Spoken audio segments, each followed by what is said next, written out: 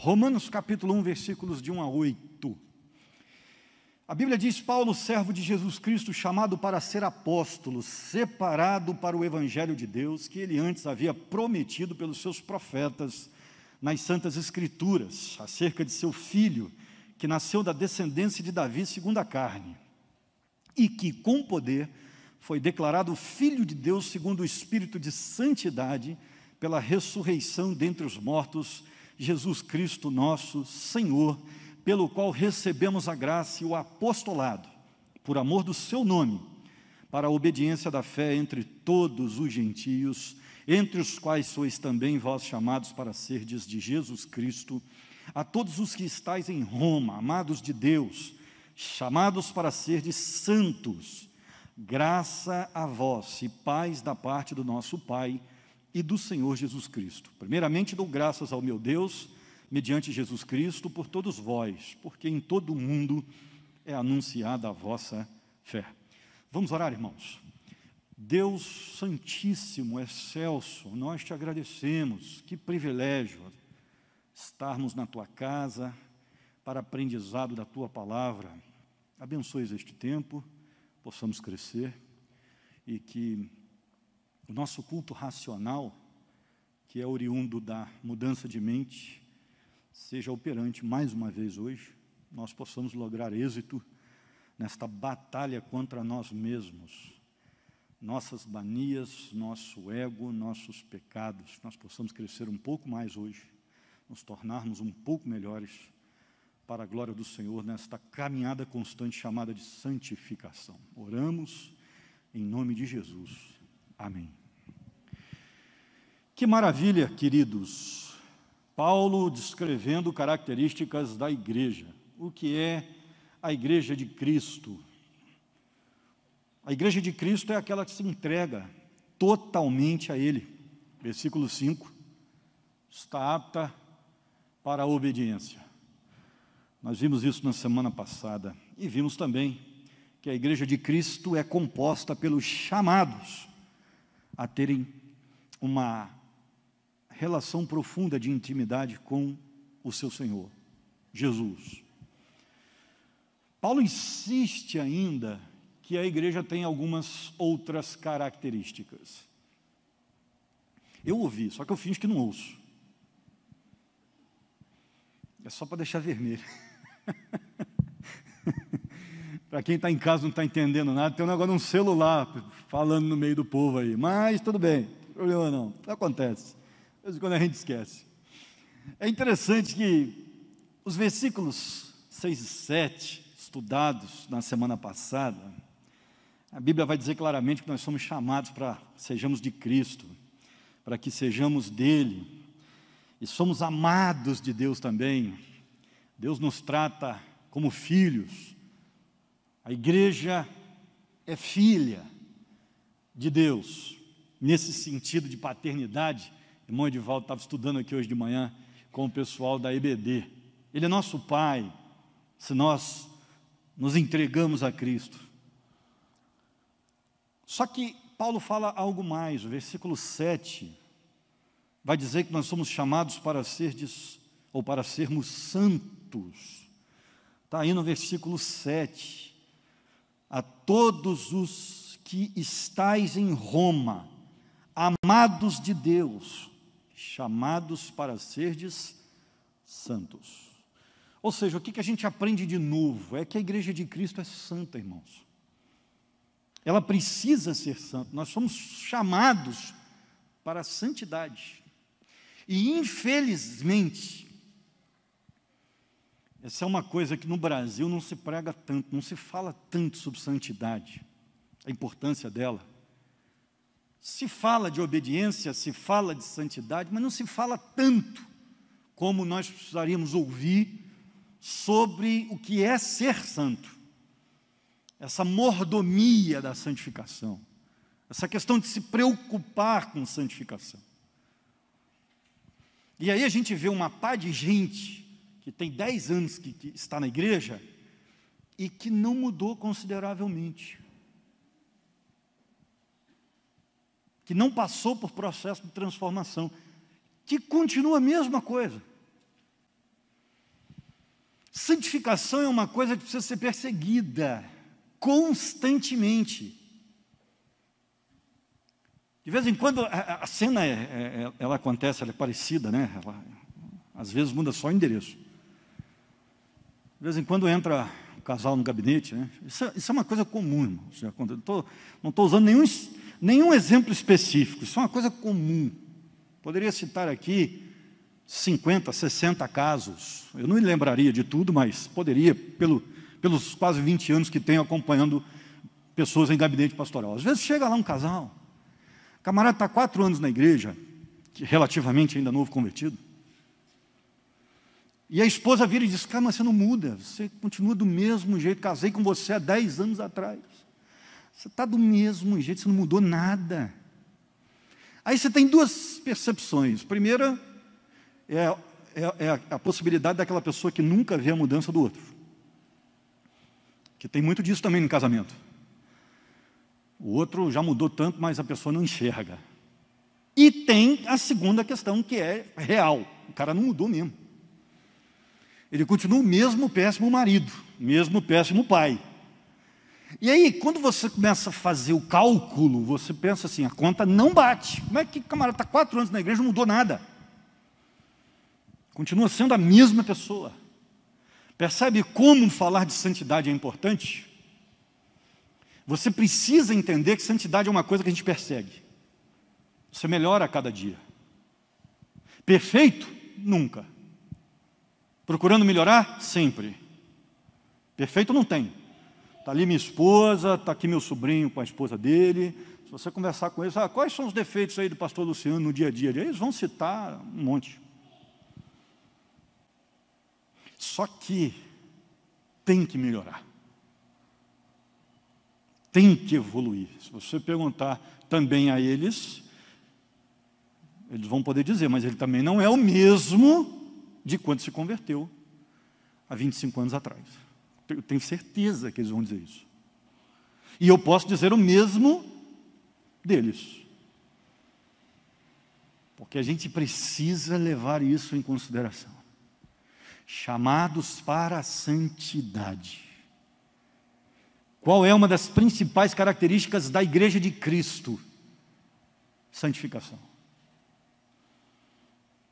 Ela vai largando pecados pelo caminho. Tem que ser assim.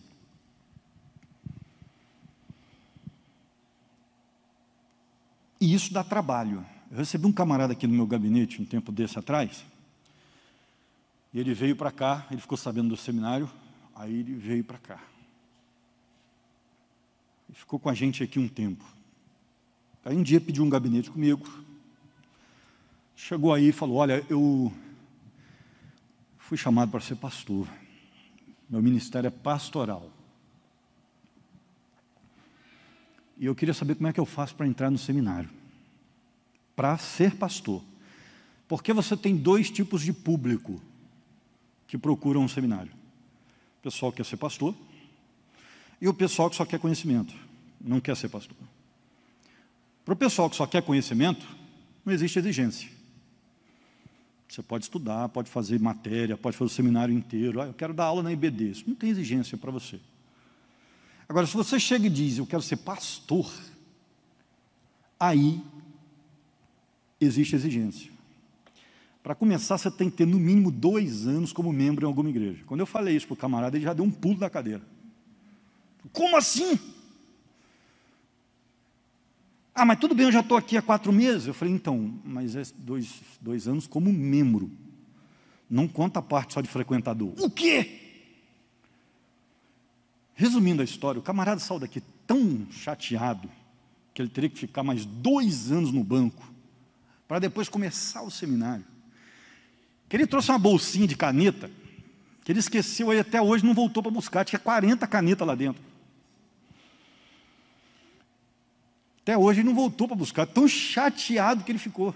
Porque ele achou assim: bem, você vai entrar no seminário semana que vem, e depois da manhã você já pode pregar aí. Não vai acontecer.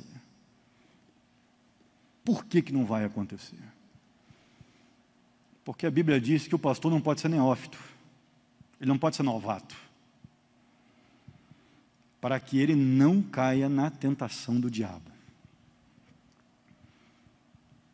Se vai servir de modelo, o famoso termo grego tupos, um modelo para o rebanho, você precisa ser provado primeiro, para ver se dá para ser modelo. Então, existe exigência. Se um obreiro precisa se desenvolver para que seja modelo para a igreja que imita o padrão, o modelo, também precisa caminhar nesse mesmo desenvolvimento. Eu preciso melhorar, eu preciso evoluir, preciso me santificar. E é disso que Paulo está falando. Chamados para serdes santos. Hernandes Dias Lopes vai dizer que a santidade é tanto uma dádiva, é um presente, quanto uma exigência. William Gruithuise vai dizer que a ideia básica de santificação é separação. Os santos, porém, não são apenas os separados, mas também os purificados, ele diz. Em outras palavras, o povo de Deus é santo tanto de forma posicional quanto de forma processual. Posicional, isso é uma posição, você já é santo, porque Deus declara que a igreja dele é santa. Mas é também um processo, por isso também é processual. Eu vou me tornando santo cada vez mais, a cada dia, nas minhas famosas batalhas da fé. Eu vou me desenvolvendo. Crente que não se desenvolve em santidade é qualquer coisa, menos cristão. Porque cristianismo verdadeiro envolve purificação a cada dia, santificação, luta contra o pecado, melhorias. Nós não podemos parar. Bacon, no seu comentário, o famoso Bacon, não é um dos melhores, mas ele diz que os santos não são somente os separados, são também os purificados.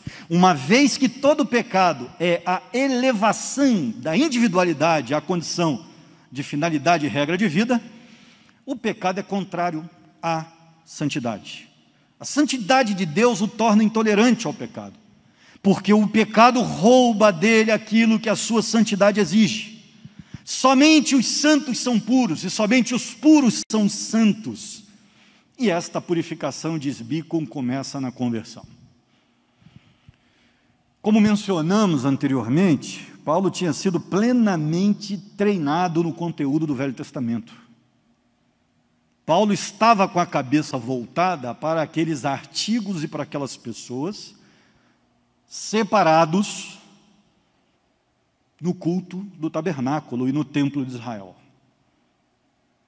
Naquela época, uma bacia usada no templo era chamada de santa. Por que era chamada de santa? Porque ela era separada e usada exclusivamente para Deus no culto do tabernáculo e posteriormente do templo. Os sacerdotes eram chamados santos porque eles eram separados para Deus.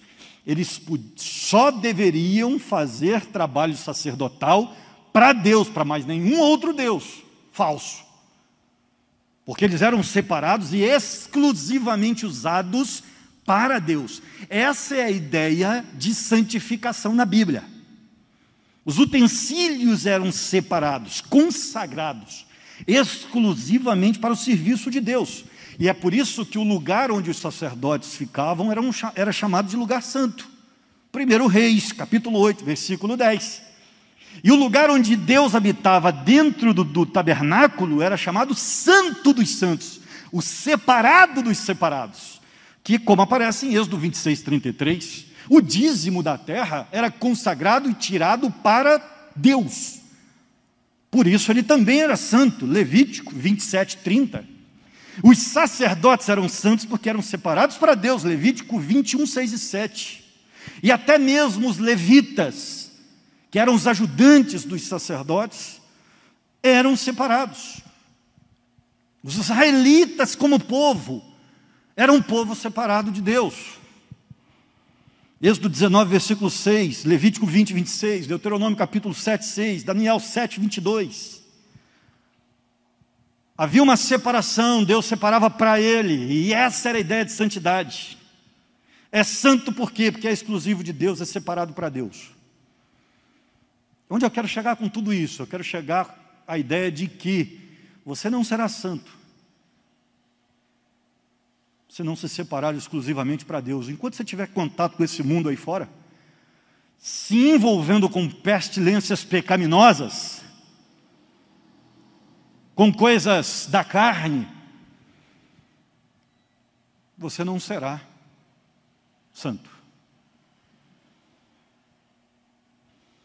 Nós somos o povo tirado deste mundo, entretanto ainda presente nele.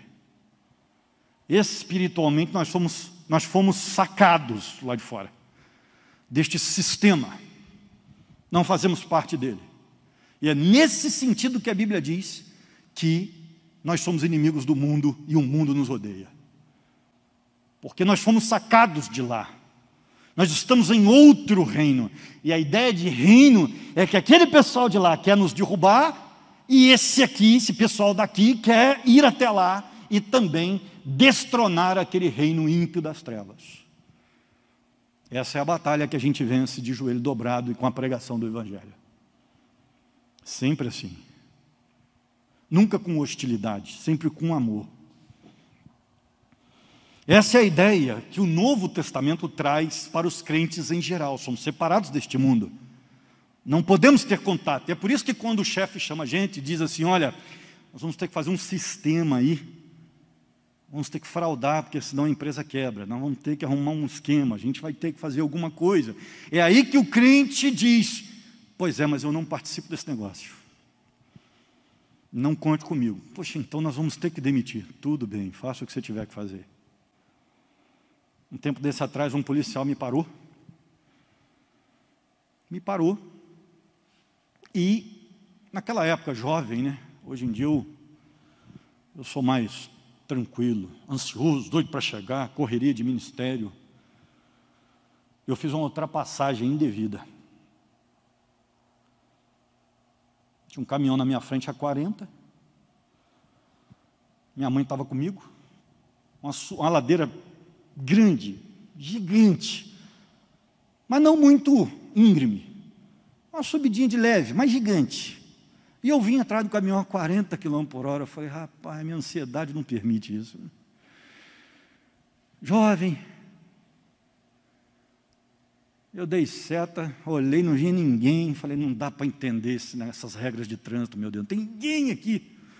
Dei seta, cortei. Quando eu comecei a cortar, o policial federal saiu do meio do mato. Fez só assim, ó. Falei, dancei. Encontrei um Martinelli da vida. Um rodoviário. Aí encostei. Aí o camarada pediu o documento. Tá, deu o documento. E ele falou para mim assim, vai falar nada não? O senhor não vai falar nada?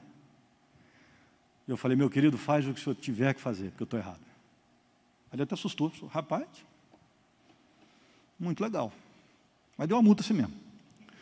Uma multa. Certo é certo. E acabou. Não tem conversa. Poxa, mas não tem suborno, não tem nada. Está errado, vai pagar. E acabou. Eu não sei se ele me perguntou com segundas intenções, eu até creio que não. Mas ele achou estranho o meu silêncio, porque geralmente camaradas braveja, reclama. Ele achou estranho o meu silêncio. Aquilo me ensinou duas coisas. Primeiro, você tem uma linha amarela, continue quietinho. Ficou cara aquela ansiedade, né? E a segunda coisa que me ensinou ali é que esse tem que ser o procedimento que eu aprendi e só reproduzi com os servos de Deus que me moldaram. Isso tem que ser o procedimento. Eu não sou nada demais. Na verdade, os caras que eram demais foram os caras que me ensinaram a ser assim. Servos de Deus. A gente não negocia com erro. Não deveria nem ter ultrapassado. Mas se errou, assuma seu erro e mude. Não dá para entrar em sistema, não dá para entrar em coisa errada, não dá para ficar negociando com o pecado. Você é a igreja de Cristo, você foi separado para Deus, você tem que fazer diferente. Então trabalhe em cima disso. Tem negócio. É igual aquela história do camarada que entrou no ônibus, né? Aliás, duas irmãs entraram no ônibus. Aí deram tipo assim, R$10, o trocador mandou troco de 50. Aí a menina pegou, entrou, sentou, olhou para a outra do lado, começou a contar o troco, falou, o trocador me deu troco de 50, eu dei 10. Aí a irmãzinha do lado virou assim, recebe que é glória de Deus, é bênção de Deus, recebe. A gente ouve muito sobre isso aí. A gente vê muito crente negociando desse jeito. E é por isso que o mundo evangélico está tão queimado. Perdemos o status de povo separado para Deus, porque adoramos rolar na lama em que a gente estava anteriormente. Mas a Bíblia diz claramente, nós somos raça eleita, sacerdócio real, nação santa, povo de propriedade particular de Deus. Nós somos escolhidos para declararmos os louvores a Deus. 1 Pedro capítulo 2, versículo 9. Um santo é alguém cuja culpa foi apagada, porque Jesus o substituiu, e consequentemente agora, habitado pelo Espírito Santo, vai viver em novidade de vida, e tem que melhorar, porque senão não será santo, e se não é santo, sem santidade, o que a Bíblia diz? Ninguém verá o Senhor. Porque qual é a prova cabal de que você é igreja? Você se torna mais santo a cada dia. Santificação. Sem santidade, ninguém vai ver o Senhor. Se eu não me separo, ou se não sou separado, que é Deus quem faz a obra, não tem vida cristã em mim. Não há salvação para mim. Não tem como entrar no céu assim. Paulo usa o termo de forma generalizada. Ele quer dizer que todos os cristãos verdadeiros são santos. E não tem como correr disso. Todos os crentes de verdade já estão separados. E é por isso que a Bíblia diz com claras palavras de que no dia do juízo Jesus vai colocar alguns à sua direita e vai dizer aos da esquerda, vocês não são meus. Por quê? Porque já estamos separados aqui. Lá, isso só vai ficar em evidência. Diante daquele que ninguém consegue enganar. Você pode me enganar, você pode levar uma vida podre aí fora e eu achar que isso é uma bênção. Mas a Deus ninguém engana. Nada vai passar despercebido pelo Deus que tudo vê. Eu gosto muito do comentário de Lloyd Jones. E ele tem algo a nos acrescentar sobre essa questão da santidade. Ele diz assim, santo e todas as palavras e expressões semelhantes que aparecem em contextos como o que estamos examinando, vêm todos esses termos, todas essas palavras da mesma palavra hebraica, ou seja, todas elas se equivalem e representam exatamente a mesma coisa. Qual é o sentido? Separado para Deus e para o seu louvor. Essa é a ideia de santo. Queridos, tem que entrar na cabeça.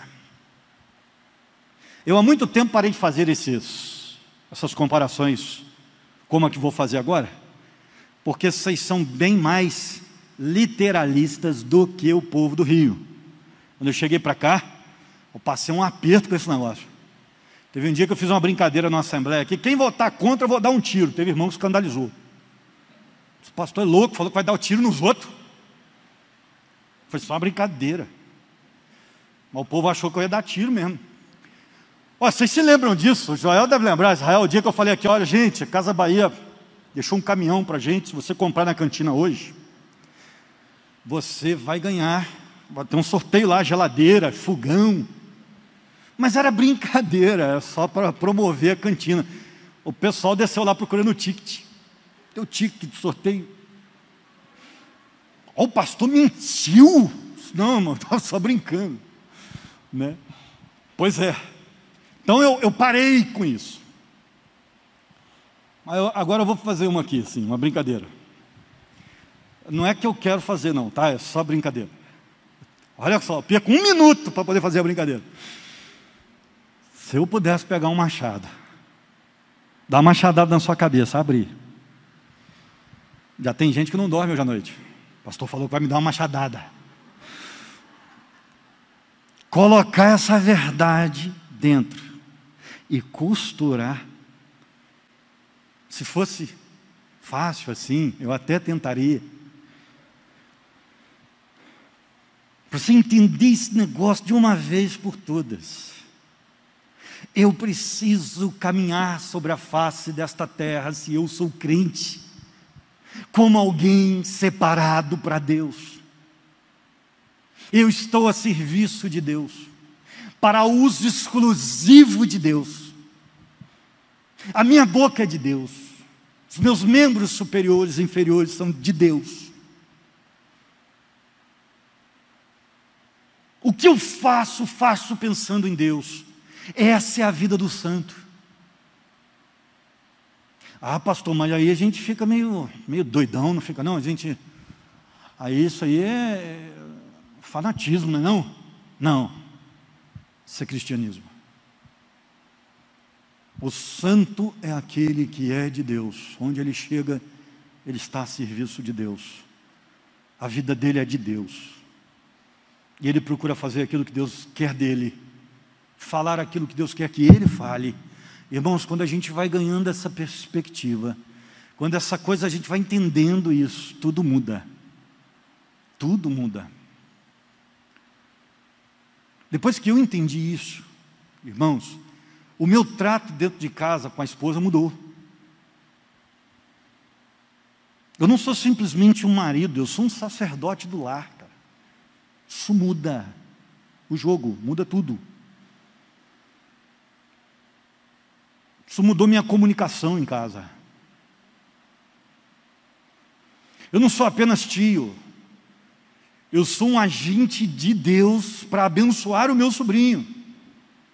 Isso muda o jogo, muda a história.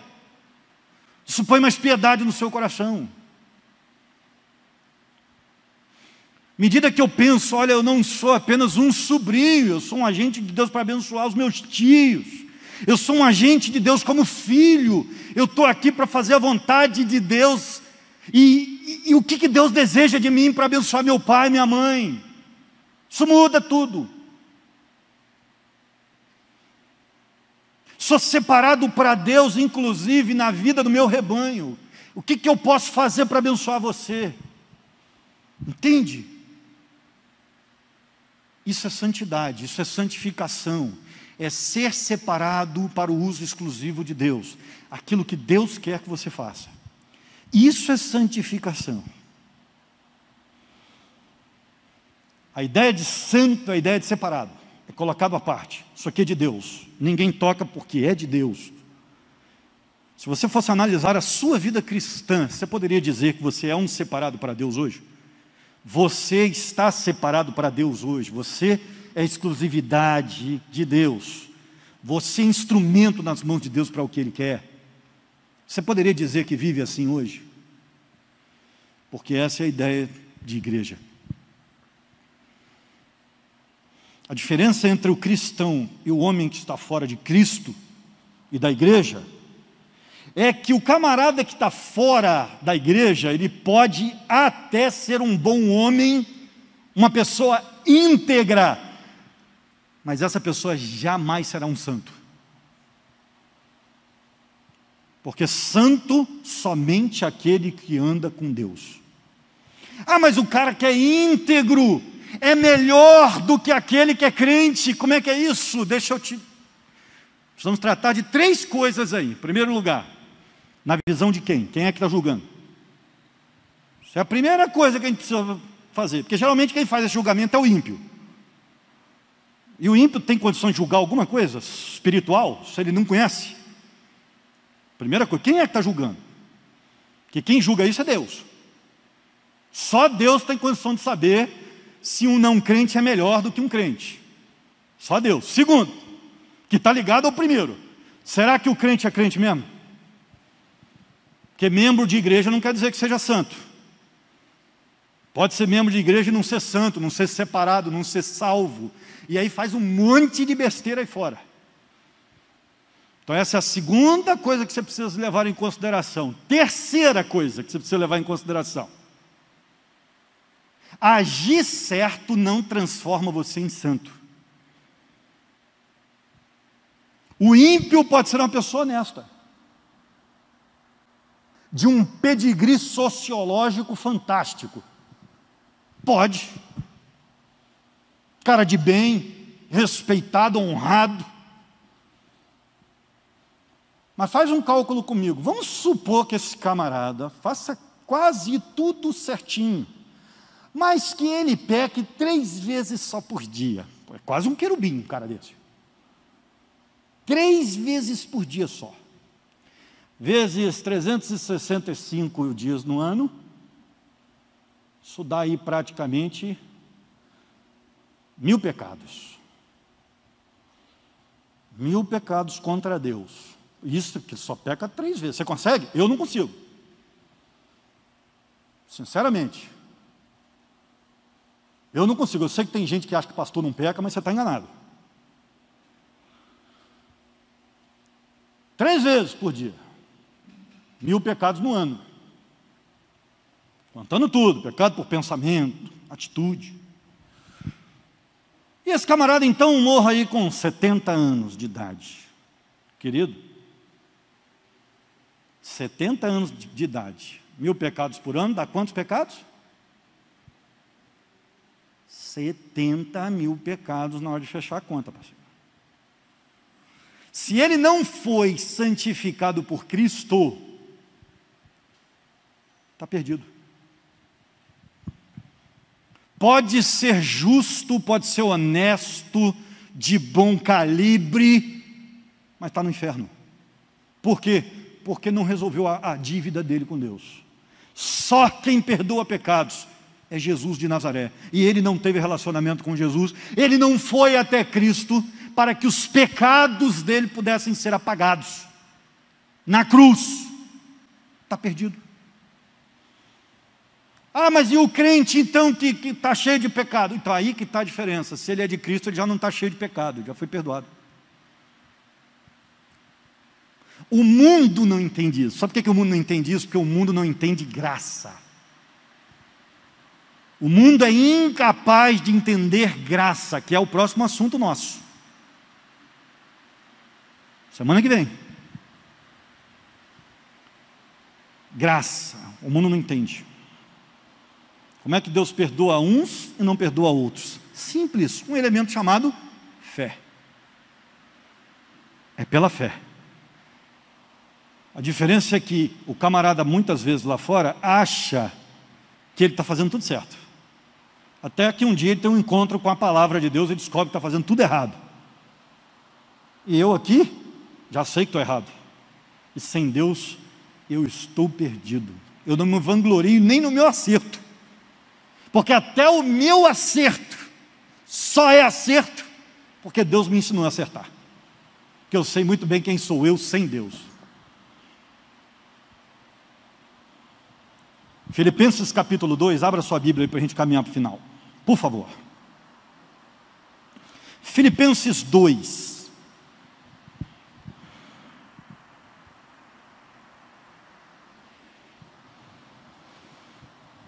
Versículos 12 e 13. A Bíblia diz: operai a vossa salvação com temor e tremor. Por quê? Porque Deus é o que opera em vós, tanto o querer como o efetuar, segundo a sua boa vontade. Isso é graça. Está certinho aí? Bateu? É Deus quem opera em vós, tanto querer quanto o efetuar. Porque Deus muda até a sua predisposição quando você se entrega a Ele. É isso que o texto está dizendo. Você nem queria fazer, mas agora você é de Deus. Então, você passa a fazer, porque Deus quer que você faça. Então, até aquilo que você quer, é Deus quem desenvolve em você. Porque, sinceramente, por mim, hoje, pelo Luciano antigo, hoje, eu estaria já, deixa eu ver onde, talvez aqui na divisa de São Paulo com o estado do Paraná. Estaria dentro do ônibus da Força Jovem, claro, né, se não tivesse pandemia. Já tinha usado tudo quanto é troço que não presta. A gente estava fazendo pagode dentro do ônibus, uniformizado e pronto para matar e morrer pelo Vasco. Tem jogo hoje, Vasco e Atlético Paranaense às 18h15. Só vai dar para ver o primeiro tempo.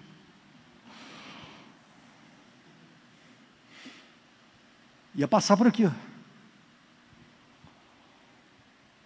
Essa é a vontade do Luciano. Lá atrás seria a minha vontade. Mas Cristo entrou na minha vida e logo as prioridades mudam. Por que que mudam? Porque Deus passa a nos dominar de tal forma que nós vamos querendo fazer a vontade dele e não a nossa. É aí que vem a transformação. É assim que acontece na vida de um santo, de uma pessoa separada. Entenda a palavra santo como separado. Alguém que é separado para Deus. Não alguém que é melhor do que os outros. Não. Simplesmente separado. É assim que acontece na vida daquele que é de Deus. É Deus quem passa a dar o tom da música. É Deus quem passa a estabelecer as prioridades. Deus. Por quê? Porque você foi separado. Enquanto você não é separado, você faz o que quer. Você faz o que deseja, o que der na telha. Você pode até frequentar a igreja porque você quer. Não, vou lá com a minha esposa, ela é gente boa, eu vou lá, eu vou para agradar a minha esposa. Vou lá. Por quê? Porque isso interessa a você. Não está aqui por causa de Deus. Mas a partir do momento que você é separado, que você se entrega ao Senhor e é separado, aí você já não vem mais por causa da esposa. Aí você vem por causa de Deus. Muda tudo. Até então, você que é jovem, chega lá numa balada, e você às vezes aceita um copo de cerveja, porque a menininha que você queria está ali, então você quer fazer uma graça com ela. E você não pode se demonstrar infantil demais, você é homem, então você aceita um copinho de cerveja para agradar a menininha. E a menininha, de repente, até coloque uma saia mais curta para tentar ganhar você pelo visual. A Bíblia vai dizer que esse tipo de mulher é praticamente Satanás na esquina, né? No livro de Provérbios. Cuidado com essa mulher. Mas isso acontece aí fora. Mas aí de repente o jovem que estava lá entra e se converte. E aí a coisa muda, porque agora ele sabe que ele é de Deus. Então ele vai começar a elaborar. Será que Jesus escolheria essa menina para mim? Será que eu tenho que beber para provar alguma coisa para alguém, ou tenho que dar meu testemunho porque eu sou de Deus? E em terceiro e mais importante, eu deveria estar aqui. As coisas começam a mudar quando a gente entende a concepção de separação. Eu fui separado para Deus, eu sou dele, só dele. Não vem de mim mais, vem da natureza de Cristo que está em mim. Cristo começa a me modelar, me mostrar coisas que eu nem sabia, que eu nem imaginava que eu fosse mudar. Um dia desse eu estava numa reflexão lá em casa e estava pensando assim, rapaz, eu estou ficando bobo. Eu estou ficando bobão. Aí veio o Espírito Santo e falou assim, não. Você está ficando mais espiritual, diferente.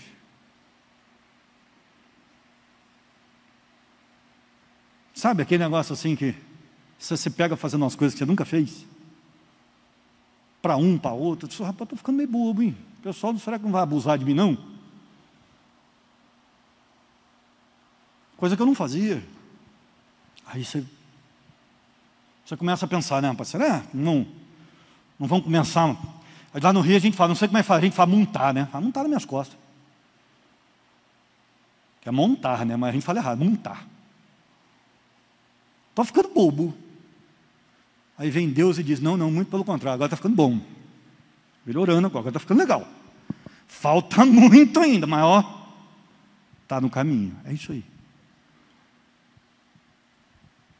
Entendeu? A essência que vem de Cristo começa a mudar de dentro para fora. Santificação. Por quê? Porque você é dele. Instrumento nas mãos dele. Isso muda tudo.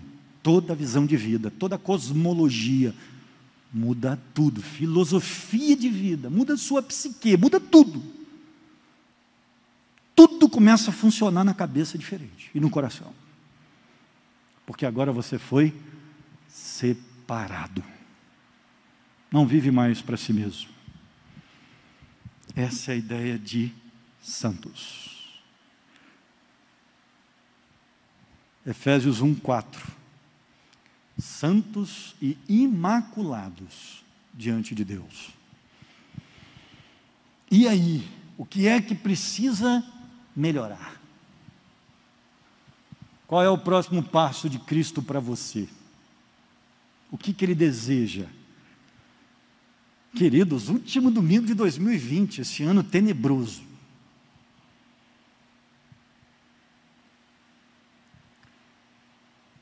Ótima oportunidade para pensar. Você está deixando o Covid para trás, já deixa mais uma penca de coisa aí, parceiro. Escolha aí alguma coisinha podre nesse seu armário existencial, nesse porão escondidinho, larga para trás. Porque sem santidade, ninguém verá o Senhor. Vamos orar? Senhor, obrigado por tudo aquilo que pudemos ouvir. A igreja é santa. E nós precisamos ter essa consciência. Na verdade, quando nos convertemos, ela já está em nós. E a Tua palavra vem para nos mostrar os detalhes sobre isso. E hoje, Teu Filho, apóstolo Paulo, nos deu direção sobre essa questão da santidade, como característica da igreja. Precisamos ser santos. Abençoe a nossa santificação. Sabemos que operamos parte dela, como o próprio apóstolo Paulo disse, mas precisamos da Tua graça, da revelação do Senhor, da direção, porque sem o Senhor nada podemos fazer. Abençoe, ó Deus, o nosso querer. Trabalha em nós, porque somos do Senhor. E em nome de Jesus, que sejamos melhores a cada dia, de fé em fé, porque o justo vive dessa fé.